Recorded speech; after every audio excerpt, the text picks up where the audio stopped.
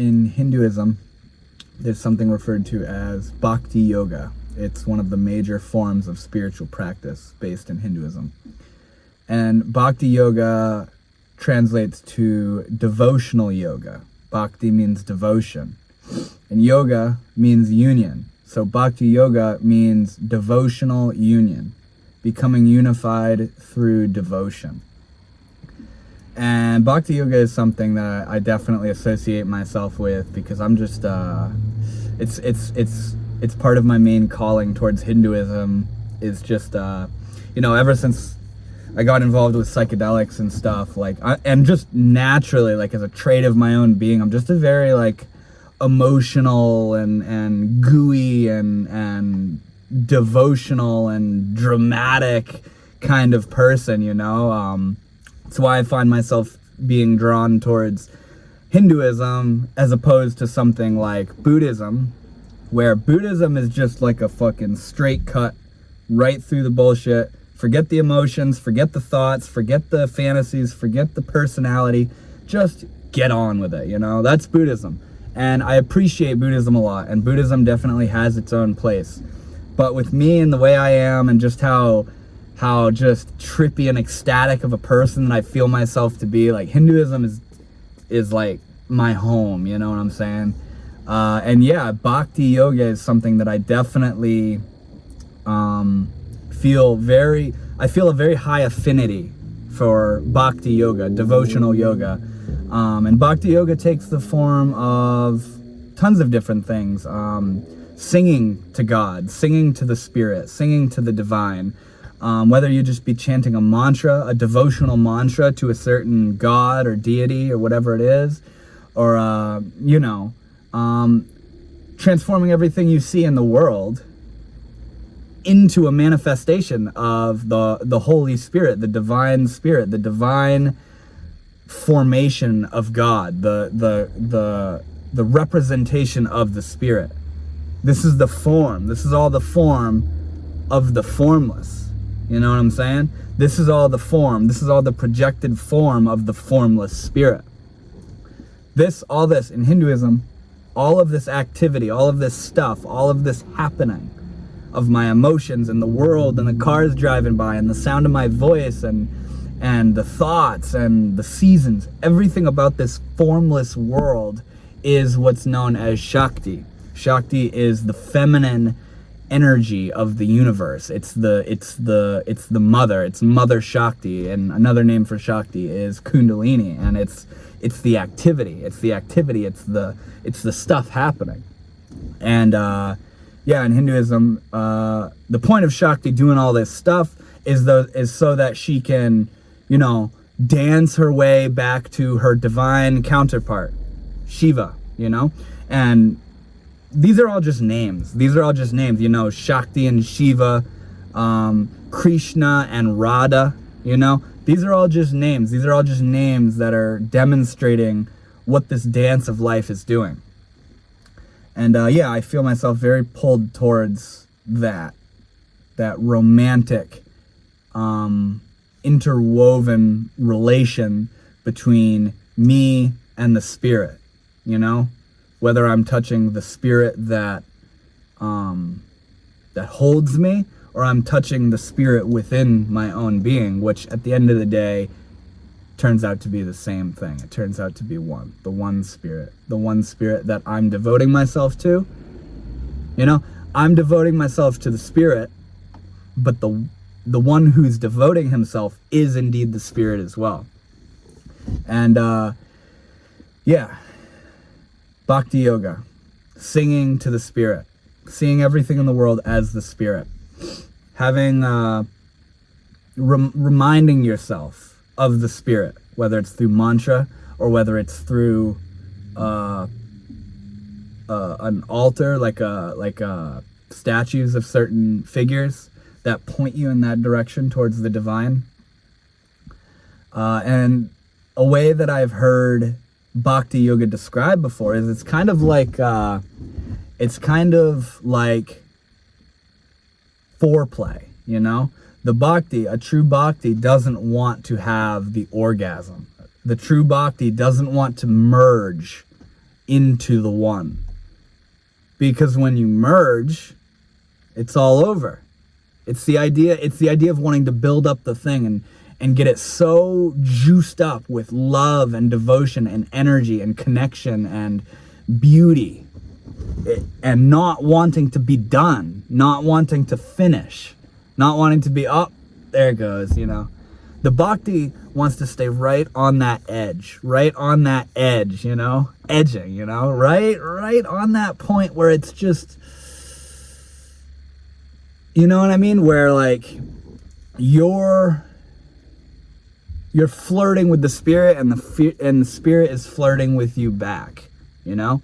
And what made me want to start this video is I'm riding home from work, and I started to realize that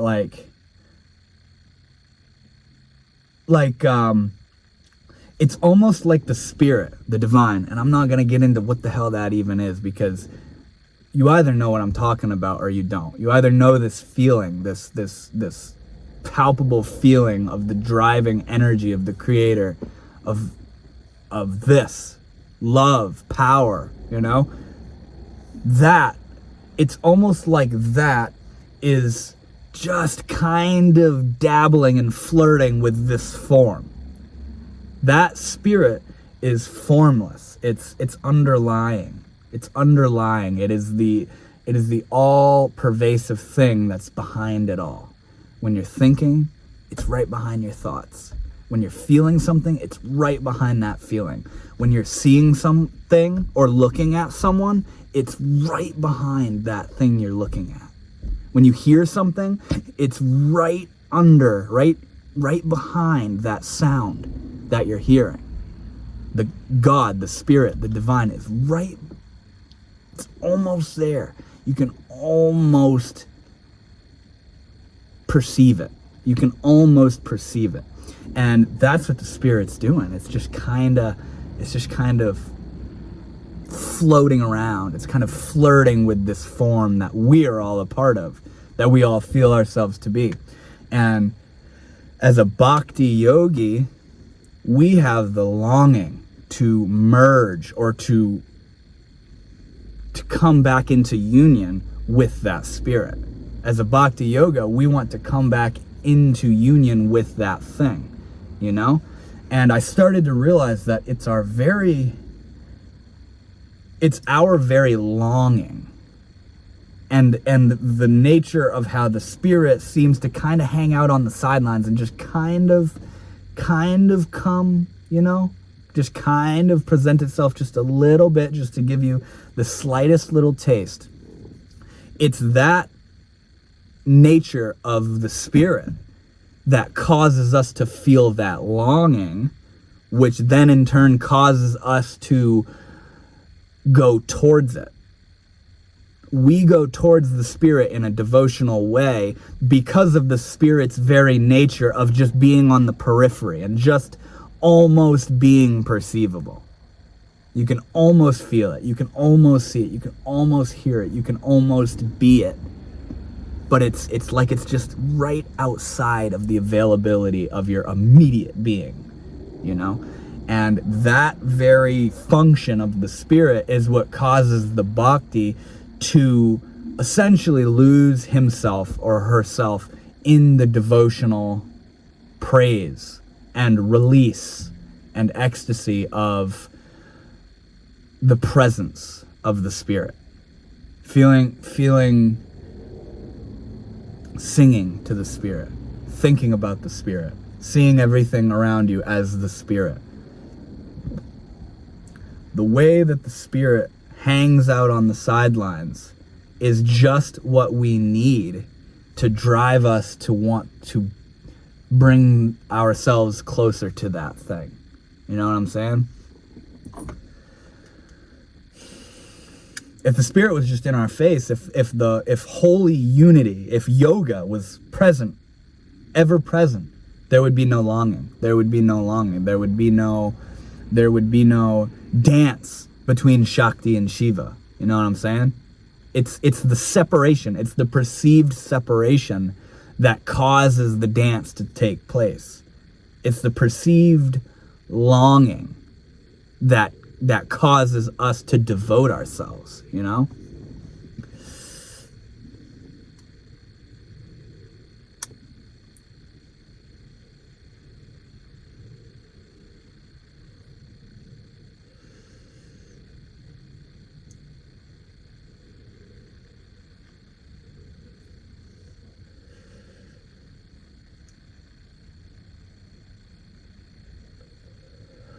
That's what I was realizing on my way home.